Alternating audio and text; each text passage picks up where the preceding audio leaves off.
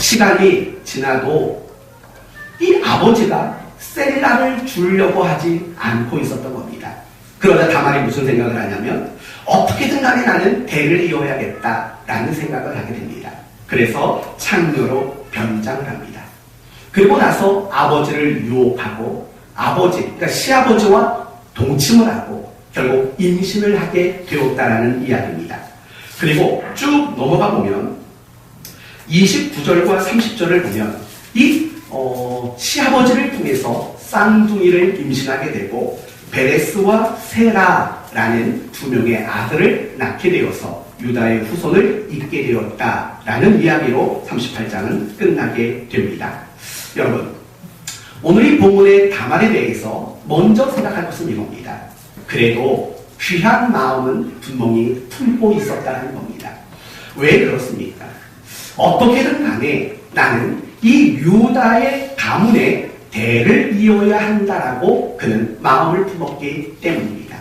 어쩌면 오늘날 우리의 관점에서는 도무지 이해가 되지 않을 수 있는 일입니다. 그러나 고대 중동 사회에서 그 가문의 대를 잇기 위해 노력하는 그 모습은 누구에게도 칭찬받을 수밖에 없는 그런 모습입니다. 그래서 26절로 넘어가 보면 나중에 이 사실을 알게 된 유다가 다말에게 뭐라고 말하는지 보십시오. 26절을 보시면 유다가 그것을 알아보고 이르되 그는 나보다 옳도다라고 말합니다. 그는 나보다 옳도다라고 그 다말의 모습들을 칭찬하고 있는 것들을 보게 되는 겁니다. 이처럼 다말은 유다 가문의 대를 잇고자 하는 귀한 마음을 품었습니다. 물론 이렇게 귀한 마음을 품는 일은 결코 쉬운 일은 아니었을 겁니다. 왜 그렇습니까? 시아버지가 자신을 좋게 보지 않습니다. 아들 둘 잡아먹은 여자로밖에 안 보이는 겁니다. 불의한 여자로밖에는 보이지 않았기 때문입니다. 그리고 그 시아버지가 세 번째 아들과 결혼시키려고 애당초 마음이 없었다는 것을 알고 있었습니다. 아무리 가문의 대를 이으려고 해도 이을 수 있는 방법이 없는 상황이었습니다. 그런데도 불구하고 이 다말은 그 가문의 대를 이어가겠다라는 그 마음을 포기하지 않고 있었다라는 겁니다. 사랑하는 성도 여러분, 이런 다말의 모습을 통해서 우리가 우리 자신을 한번 돌아봐야 합니다. 나는 과연 어떤가? 나는 하나님이 기뻐하시고 칭찬하실 만한 그런 귀한 마음들을 늘 내 마음속에 간직하고 나는 살아가고 있는가? 우리는 돌아보셔야 합니다. 한번 묻습니다. 여러분은 지금까지 신앙생활하면서 하나님이 기뻐하실 만한 그런 귀한 마음들을 품어보신 경험이 있으십니까? 분명히 있으리라 생각합니다. 이 자리에 있는 여러분 가운데서 하나님이 기뻐하실 만한 그 귀한 마음을 안 품어보신 분이 누가 있겠습니까? 그러나 중요한 것은 항상 지금입니다. 내가 옛날에 귀한 마음을 많이 품었다도 물론 중요합니다. 하지만 더 중요한 것이 있다면 지금 내 마음에는 그 마음이 있느냐가 사실은 훨씬 더 중요한 거 아니겠습니까? 지금 여러분의 마음속에 하나님이 원하시고 하나님이 기뻐하실 만한 그런 마음을 품고 있는 것들이 있는지를 점검해 보십시오. 조금만 더 구체적으로 얘기해 봅시다. 여러분의 배우자를 향해서 하나님이 기뻐하실 만한 마음을 품고 계십니까? 여러분의 부모를 향해서 하나님이 기뻐하실 만한 마음을 품고 계십니까? 여러분의 자녀들을 향해서 하나님이 기뻐하실 만한 마음을 품고 계십니까? 여러분의 일터와 여러분의 사업 가운데에서도 하나님이 기뻐하실 만한 그런 마음을 품고 계십니까? 교회를 향해서, 주의 몸된 교회를 향해서도 여러분 하나님이 기뻐하실 만한 귀한 마음을 품고 계십니까? 우리 사랑하는 성도들 각 지체를 향해서도 하나님이 기뻐하실 만한 그런 마음, 귀한 마음을 과연 나는 품고 있습니까? 여러분 주변에 예수 믿지 않는 사람들을 향해서 나는 귀한 마음을 품고 있습니까? 여러분 자신을 돌아보십시오. 만약에 여러분의 마음속에 하나님이 기뻐하실 만한 그런 귀한 마음들이 품겨져 있다면 하나님은 여러분을 칭찬하실 것이고 여러분을 축복해 주시리라 믿습니다. 귀한 마음 많이 품는 여러분 모두가 되시기를 축원합니다. 그러나 더 중요한 것이 있습니다. 여러분이 꼭 알아야 할 것이 있습니다. 여러분이 귀한 마음을 품는 것, 그것을 통해서 하나님은 여러분이 품은 그 마음보다도 더 크고 놀라운 일을 행하시는 분이라는 사실입니다. 예를 들어봅시다. 모세는 어떤 사람이었습니까? 모세는 애굽 나라의 왕자였습니다. 그러던 어느 날 자기 동족이 학대를 당하는 걸 보고 너무 괴로웠습니다. 그래서 모세는 어떤 마음을 품었냐면 이 학대당하는 내 백성들을 도와주면 좋겠다라는 귀한 마음을 품었습니다. 그런데 40년 후에 하나님은 그 귀한 마음을 품었던 모세를 통해서 이스라엘 사람들을 애굽에서 구원해내는 더 큰 일을 이루어 냈다는 겁니다. 무슨 말을 하는 건지 이해가 되십니까? 단지 모세는 내 백성이 불쌍해서 조금 도와주고 싶었던 것뿐입니다. 그러나 그 작은 귀한 마음을 하나님이 받으시고 이스라엘이라는 나라를 해방시키는 일에 그 모세를 사용하셨다는 겁니다. 이사야 선지자를 생각해 봅시다. 왕이 죽고 나라가 멸망해 가는 그 가운데 백성들은 소망을 잃었습니다. 그래서 이사야 선지자는 소망을 잃은 그 백성들에게 위로와 소망을 주려고 마음을 먹었습니다. 귀한 마음을 품었습니다. 그런데 하나님은 그 귀한 마음을 품은 이사야를 통해서 메시아의 나라가 이 땅에 도래할 것이라는 더 큰 소망을 선포하는 사람으로 바로 그 이사야 선지자를 사용했다라는 겁니다. 다니엘과 그 친구들을 생각해 보십시오. 그들은 갈등하지 않고 하나님을 잘 섬기려는 귀한 마음이 있었습니다.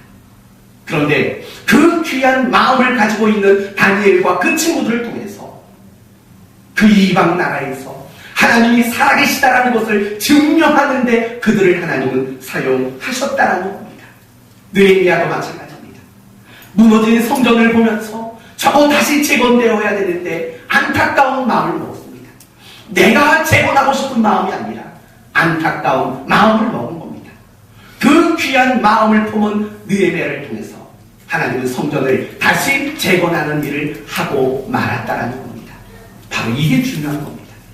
비록 여러분이 품은 그 귀한 마음이 정말 작은 겨자씨처럼 작을지라도 하나님은 그런 귀한 마음을 품은 그 마음을 통해 하나님은 큰 일을 이루어 가시는 그런 하나님이시라는 겁니다. 이렇게도 설명할 수 있습니다. 여러분이 어떤 귀한 마음을 품는 것은 하나님이 일하실 수 있는 이유를 만들어내는 겁니다. 그리고 여러분의 마음속에 귀한 마음을 품었다는 것은 여러분을 향해 축복의 씨앗을 뿌렸다는 말과 똑같다라는 이야기입니다. 저는 여러분이 신앙생활을 하면서 이런 귀한 마음들을 많이 품기를 바랍니다. 아니요, 더 정확히 말한다면 여러분이 신앙생활을 하는 그 모든 순간 속에서 하나님을 향해 그분이 기뻐하실 만한 귀한 마음을 끊어지지 않도록 만드는 그런 성도들이 되기를 바랍니다. 이 한 주간 기도하셔야겠지요. 하나님, 제가 어떤 귀한 마음을 품으면 좋을까요? 하나님을 위해서, 내 아내를 위해, 남편을 위해, 우리의 자녀와 부모를 위해, 우리 몸된 교회를 위해, 우리 사랑하는 지체들을 위해, 내가 살아가는 그 모든 자리에서 어떤 귀한 마음을 품으면 좋을까요? 기도하시고 꼭 귀한 마음을 많이 품는 여러분이 되셨으면 좋겠습니다. 이따가 목장 모임할 때도 함께 나눴으면 좋겠어요. 내가 지금까지 어떤 귀한 마음을 품어봤는지, 그리고 지금 내가 어떤 귀한 마음을 품고자 하는지 나누며 그 귀한 마음을 더 크게 만들어가는 여러분 모두가 되시기를 바랍니다. 여러분은 홍길동 아실 겁니다. 발음이 자꾸 홍길동인데 발음이 자꾸 엇나갑니다. 홍길동. 홍길동은 탐관 오리 그들을 벌하기 위해서 그들의 재물을 도둑질했습니다. 그리고 그 도둑질한 재물을 가지고 가난한 백성들에게 나누어 주었습니다. 백성들은 그를 굉장히 좋아했습니다. 그래서 홍길동을 뭐라고 부르냐면 의적이다 또는 영웅이다 라고 부릅니다. 하지만 우리가 조금 더 한 번 더 그리스도인의 관점으로 생각해 봅시다. 과연 홍길동은 칭찬받고 존경받아야 할 사람일까요? 결과적인 측면에서는 분명히 그는 칭찬과 존경을 받아 마땅한 사람입니다. 그러나 우리가 그리스도인의 관점으로 본다면 한 가지 잘못이 그에게는 있습니다. 정말 잘못된 탐과 놀이들, 그들을 벌하고자 하는 마음은 귀한 마음입니다. 그리고 가난에 시달리는 백성들, 그들을 도와주고자 하는 마음도 귀한 마음입니다.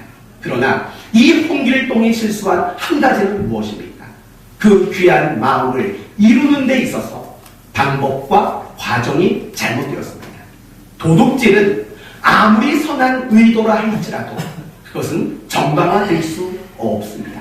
성도 여러분, 내가 가진 게 없기 때문에 부자의 집에 들어가서 그들의 금고의 문을 열고 재물을 가지고 나오시겠습니까?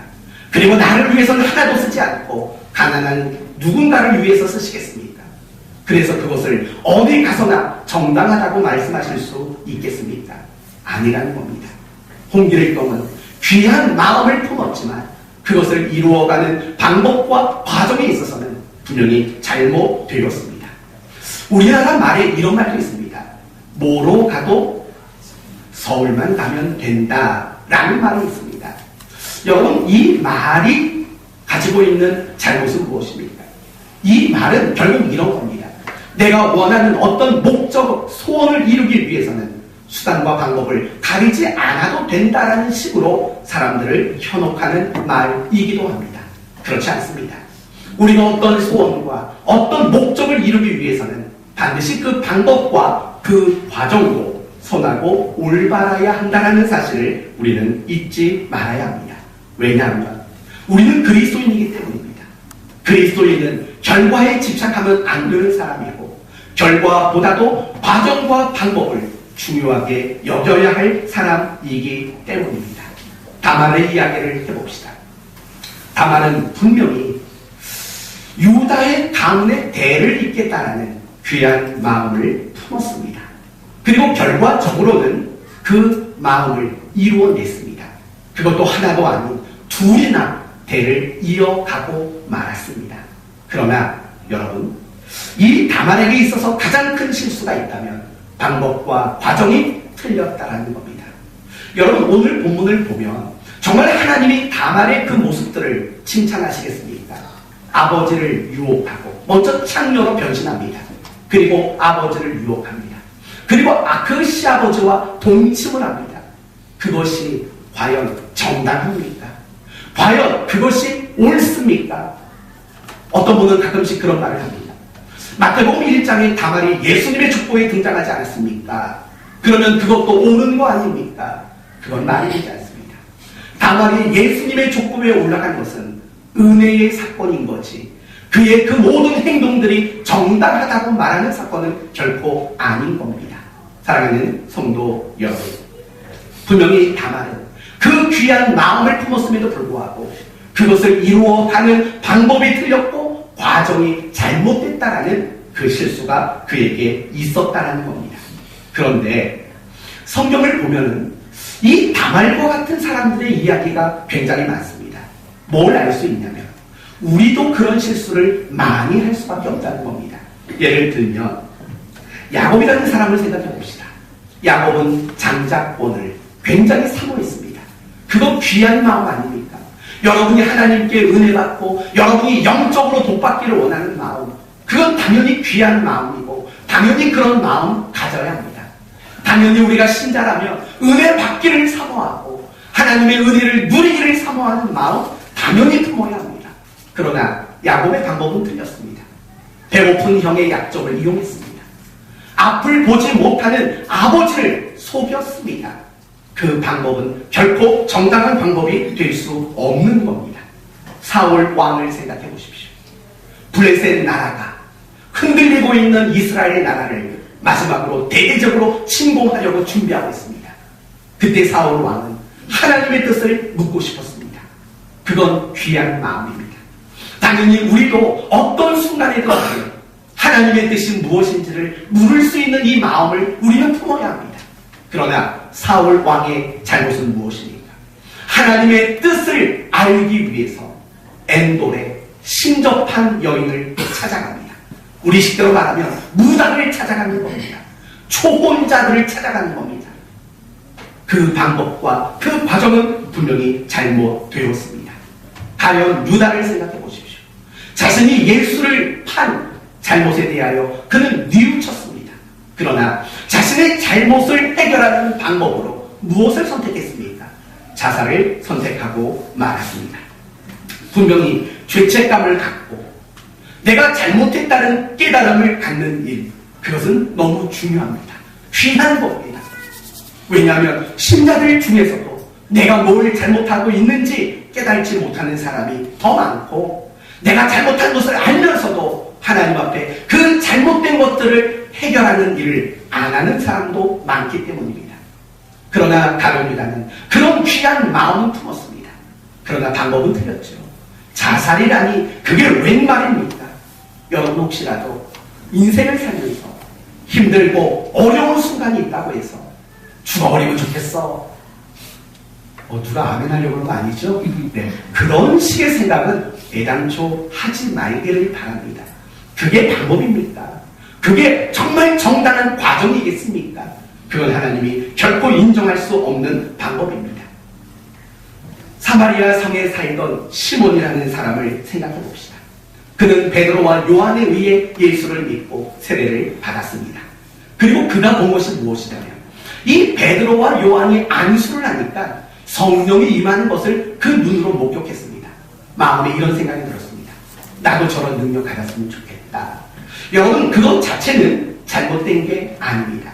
그런데 그런 성령의 능력을 얻기를 원한다면 더 열심히 기도하고 더 열심히 경건하게 살고 더 열심히 하나님께 붙들려 있어야 되지 않습니까? 그게 방법이고 그게 과정이어야 되지 않습니까? 그러나 이 시몬은 어떻게 하는지 아십니까? 돈보따리 챙겨가지고 가는 겁니다. 내가 돈 드릴 테니까 그 능력 내게 받시오. 이런 식으로 했다는 겁니다. 방법과 과정이 잘못된 겁니다. 이러한 실수가 사실은 우리에게 너무 많다는 겁니다. 우리가 영적인 홍길동이 될 때가 많고, 뭐로 가도 서울로만 가면 된다고 그런 생각 속에 살아가는 우리일 때가 얼마나 많은지 모릅니다. 가끔씩 사업하시는 분들은 이런 마음을 저한테 제시를 합니다. 목사님, 저는 사업해서 잘 되면 저 잘 먹고 잘 살려고 그러는 거 아닙니다. 다 하나님 나라와 교회를 위해서 나는 쓰려고 사업이 잘 됐으면 좋겠습니다. 라고 마음 고백하는 분들이 많습니다. 그 귀한 마음 분명히 박수 받아야 합니다. 하나님도 그런 귀한 마음 칭찬하시고 축복하실 겁니다. 그러나 그런 귀한 마음을 이루기 위해서 뒷거래를 하고 또한 부정과 편법을 쓴다면 그것이 과연 정당한 방법이고 과연 정당한 과정이라고 말하겠습니까? 그러나 우리는 우선 내가 품은 마음이 귀한 마음이기 때문에 라는 마음으로 될 수 없는 방법, 되어서는 안 되는 그런 과정들을 선택하는 순간들이 얼마나 많은지 모릅니다. 전도하는 것도 마찬가지입니다. 전도는 얼마나 귀한 겁니까? 그 귀한 마음 여러분 모두도 품으셔야 합니다. 그런데 전도하는 것도 방법이 선하고 과정이 올바라야 한다는 사실을 잊지 마십시오. 몇 년 전인가요? 꽤 오래 전에 봉은사 땅밟기라는 게 큰 이슈가 되었던 적이 있던 거 기억나실 겁니다. 찬양 인도자 학교인가 예비자 학교인가 거기에 있는 20, 30대 젊은이들이 봉은사에 찾아갔습니다. 그리고 봉은사 마당 여기저기에서 심지어는 불당에 들어가서 더 심지어는 불당에서 연불하는 스님의 머리 위에 손을 얹고 기도를 한 거 기억나십니까? 봉은사 기둥을 붙잡고 이 기둥이 무너지게 해달라고 기도했던 거 기억나십니까? 사랑하는 성도 여러분, 전도하려고요. 말도 안 되는 우상 허물려고요. 그런 귀한 마음 자체는 좋습니다. 하지만 그런 행동 자체는 상식이 없는 겁니다. 그건 몰상식한 사람이고 인격이 없는 사람입니다. 그건 묻습니다. 그렇게 열심히 해서 전도가 됐습니다. 도리어 욕먹었습니다. 도리어 비난을 받았습니다. 그리고 그 사건 이후로 한국교회는 정말 전도를 어떻게 해야 할 것인가, 정말 답답한 고민을 안 할 수가 없는 그런 계기가 되고 말았습니다. 전도하는 거 좋아요. 당연히 전도해야 합니다. 그런 귀한 마음을 모두 품어야 합니다. 그래서 무턱대고 하시겠습니까? 방법이 어떻든 과정이 어떻든 그냥 막 하시겠습니까? 그건 옳지 않다라는 겁니다. 신자된 부모들은 자식을 더 잘 키우기를 원합니다. 그런데 잘 키우는 건 얼마나 귀한 마음입니까? 하나님 우리 자식 좋은 대학 가고 좋은 직장 취직해서 하나님이 잘하도록 만들게요. 얼마나 귀합니다. 그런데 신앙적인 방법은 아닙니다.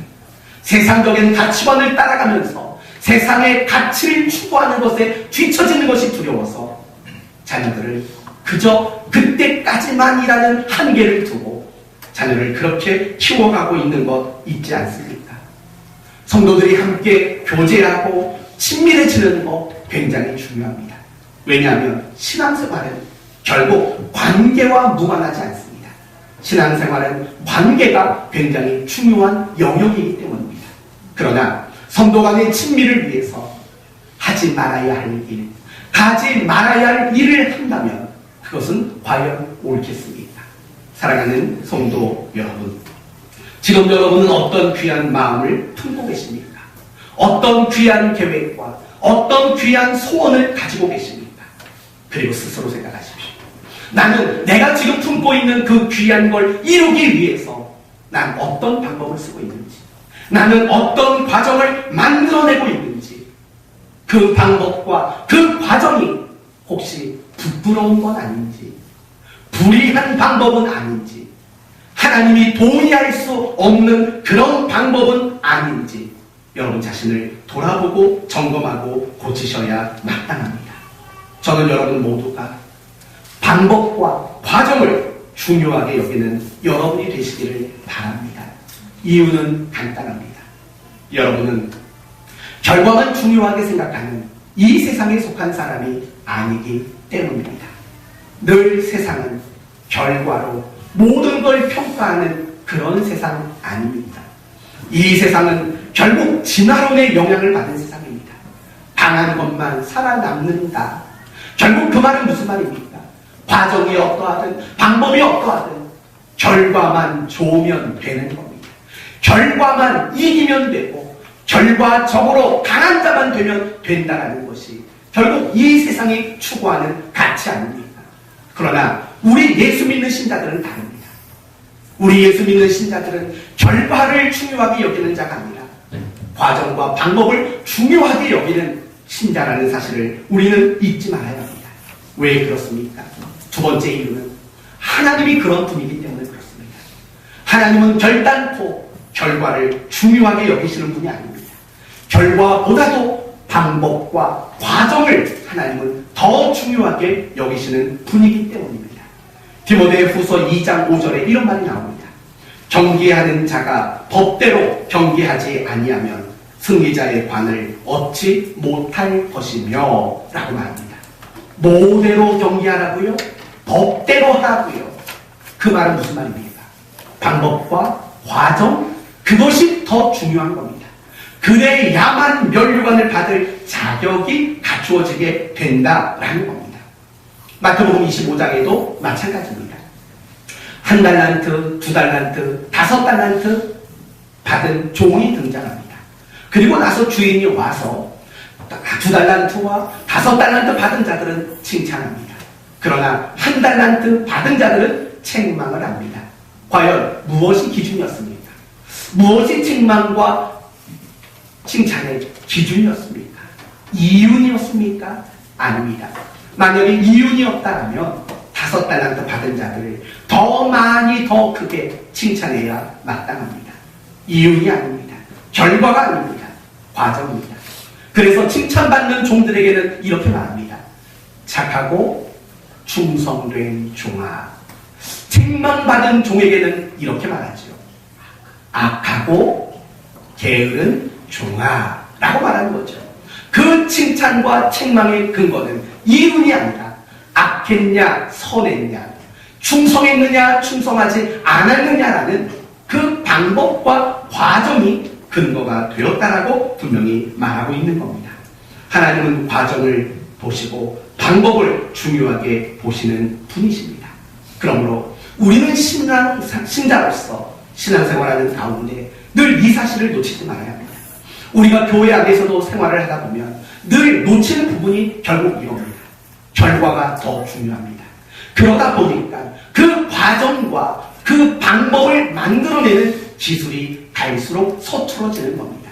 그러다 보면 다양한 어려움들이 일어날 수밖에 없는 것입니다. 그러므로 저는 여러분 모두가, 특별히 주의 몸된 교회의 일꾼된 여러분 모두가 방법과 과정을 가치 있게 여기고 그것을 중요하게 여기는 성도가 되기를 바랍니다. 예수 믿는 여러분 모두가 살아가는 삶의 방법 자체가 교회 안에서만이 아니라 교회 밖에서도 어디에서도 하나님이 인정하실 만한 방법, 하나님이 칭찬하실 만한 그런 과정을 만들어내는 일에 소중히 여기는 그런 여러분 모두가 되시기를 바랍니다. 그러면 그 방법과 과정은 과연 무엇일까?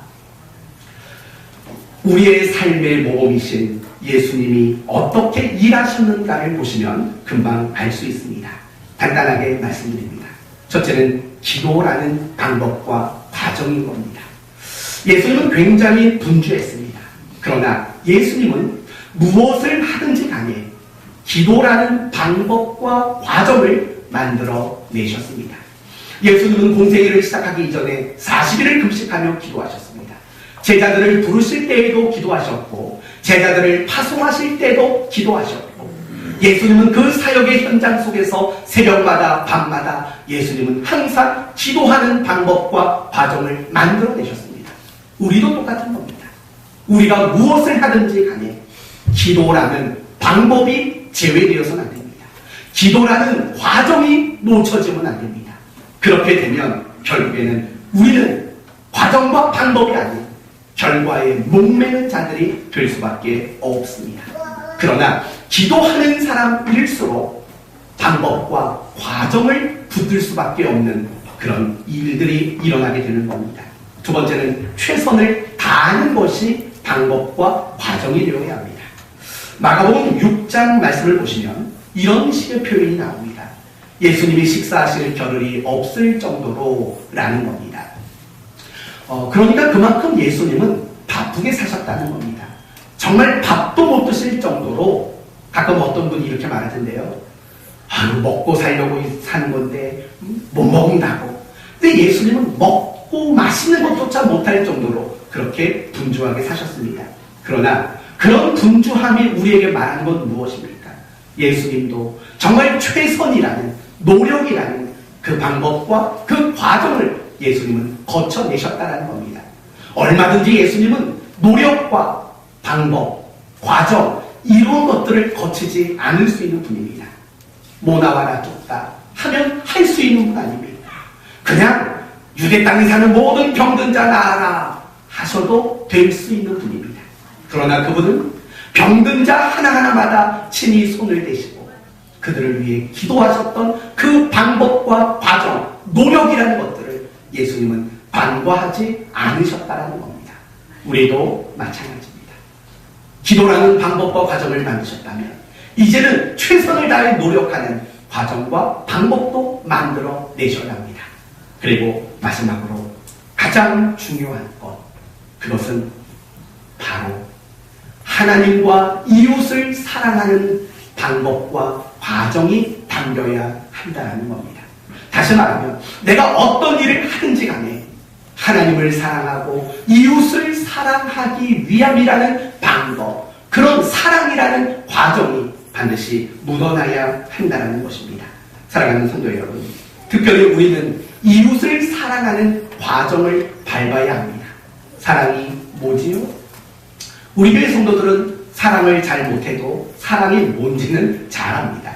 사랑이 뭡니까? 어떤 사람들은 감정이요 하지만 우리 교회 성도들은 더 이상 사랑을 감정이요라고 말하지 않습니다. 사랑이 뭐지요? 서로의 유익을 위해 그 필요를 채워주고 내가 희생하는 것. 간단히 말하면 사랑은 유익인 겁니다. 사랑은 옳은 말 하는 게 아닙니다. 사랑은 유익이 옳은 것보다 우선이어야 합니다. 왜냐하면 옳은 것이 다 유익을 주는 건 아니기 때문에 그렇습니다. 사랑은 바로 유익인 겁니다. 그렇다면 여러분, 우리가 항상 신앙생활을 하면서 방법과 과정이 중요하다고 말씀을 드렸습니다. 그러기 위해서는 가장 중요한 방법과 과정이 되어야 할 것은 결국 유익을 주는 사랑이어야 한다는 겁니다. 내가 어떤 일을 하는데 누군가에게 유익을 주지 못하고 도리어 해를 끼치고 상처를 주고 아픔을 주고 어떤 실족해 하는 일이 있다면 그것은 하나님의 방법이 아니라는 겁니다. 하나님의 방법과 과정은 반드시 사랑 안에 국한되어야 하는 겁니다. 그러면 여러분은 이렇게 물을 겁니다. 목사님, 우리가 사랑이라는 방법과 그 과정을 밟다 보면 우리가 원하는 결과 얻을 수가 없습니다 라고 말할 겁니다. 여러분의 말이 맞습니다.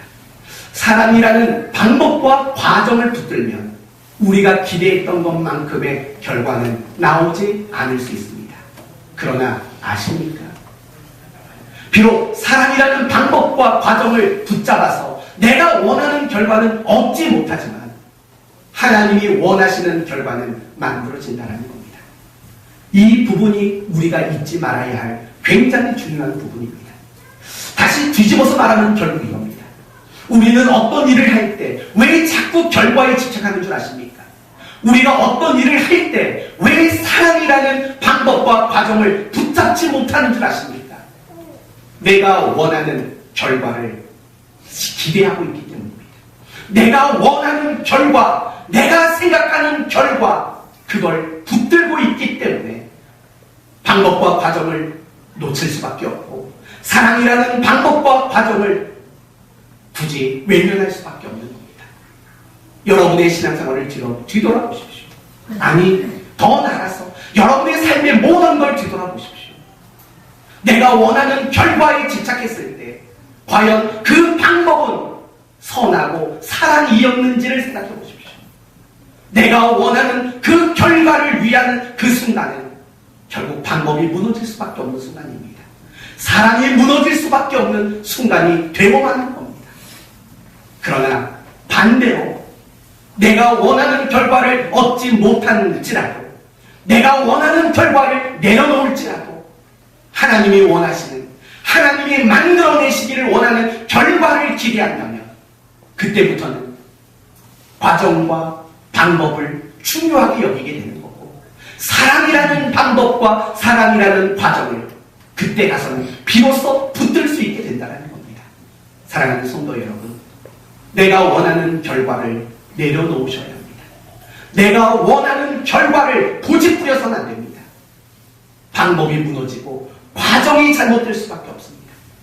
그러나 내가 원하는 결과가 아니라 하나님이 원하시는 결과, 하나님이 만들어내시기를 원하는 결과를 붙들게 될 때 이제는 사랑이라는 방법과 사랑이라는 과정을 만들 수 있는 신자가 될 수 있다는 것입니다. 이제 여러분이 선택하셔야 합니다. 어떤 결과를 만들어내고 싶으십니까? 내가 소원하는 것, 내가 바라는 결과를 어디서든 만들어내고 싶습니까? 아니면 이제 그 모든 마음을 내려놓고 하나님이 원하시는 결과, 하나님이 만들어내실 뭔지 모르지만 그 결과를 여러분이 기대하시겠습니까? 여러분이 올바른 선택을 할 수 있기를 바랍니다. 이제 오늘 말씀을 마칩니다. 저는 지난번 주일 설교에 이런 얘기를 했습니다. 무엇을 하든지 이유가 중요하다고 했습니다. 그렇죠. 바울이 자신의 사도됨을 변명하는 그 이유는 그들의 유익을 위함이었던 거 아닙니까? 오늘 말씀은 이겁니다. 우리가 무엇을 하든지 중요한 것은 방법과 과정이라는 겁니다. 그러면 두 주간의 설교를 종합하면 이런 결과가 나오는 겁니다. 우리는 그리스도인으로서 무엇을 하든지 이유가 중요하고 방법이 중요하고 과정이 중요하다는 겁니다. 무엇이 이유가 되고 무엇이 방법이 되고 무엇이 과정이 되어야 합니까? 그것이 바로 사랑이라는 겁니다. 이 삶을 살아가기 위해서 결국 오늘 본문은 우리에게 무엇을 말하냐면 내가 원하는 결과를 고집하는 마음을 내려놓으라는 겁니다. 하나님이 원하시고 무엇인가는 알 수 없지만 하나님이 만들어내실 결과를 생각하라는 겁니다. 그럴 때 이유와 방법과 과정이 사랑이 될 수 있는 참으로 성숙한 칭찬받는 우리 모두가 될 수 있을 줄로 믿습니다. 이 한 주간 이유와 방법과 과정을 소중히 여기고 사랑이라는 과정을 만들어낼 수 있는, 그래서 칭찬받는 복된 성도 되시기를 예수 그리스도의 이름으로 축원드립니다. 아멘. 기도합시다.